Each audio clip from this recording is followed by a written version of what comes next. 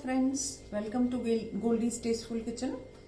आज मैं आपको मीठा पराठा सिखा रही हूँ।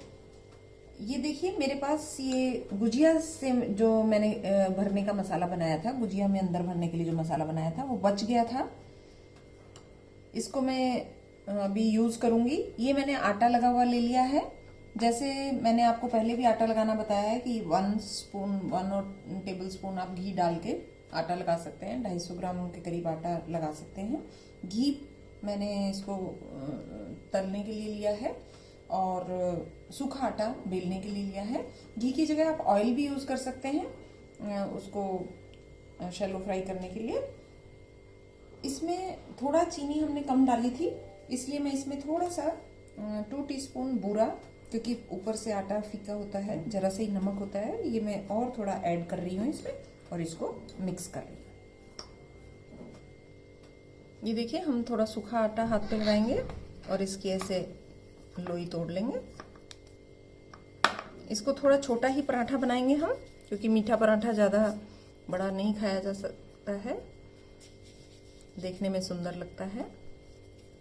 ऐसे करके जैसे हमने पहले से पराठों को आपको बनाना बताया है, सेम उसी प्रोसीजर से ये हम इसको थोड़ा बेल लेंगे और इसके अंदर हम ऐसे ये जो मिश्रण है, क्योंकि बारीक कटा हुआ है सारा विद ड्राई फ्रूट्स है, तो ये सोचो आप मावे के मीठे पराठे हैं।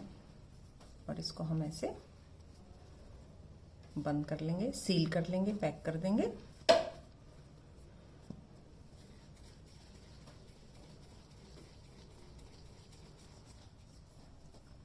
और फिर हल्के हाथ से इसको बेल लेंगे।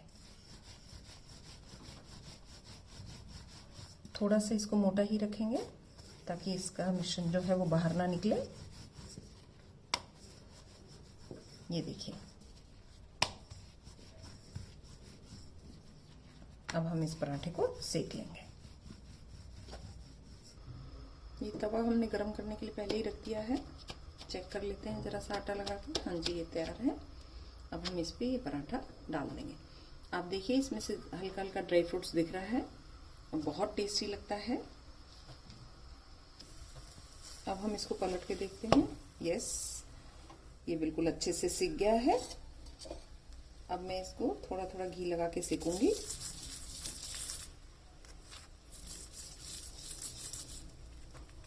मैं इसको फ्राई नहीं कर रही हूँ, केवल हल्का घी लगाकर सेक रही हूँ।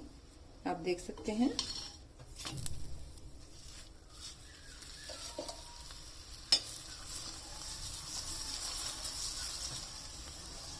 दोनों तरफ से हम इसको सेक लेंगे।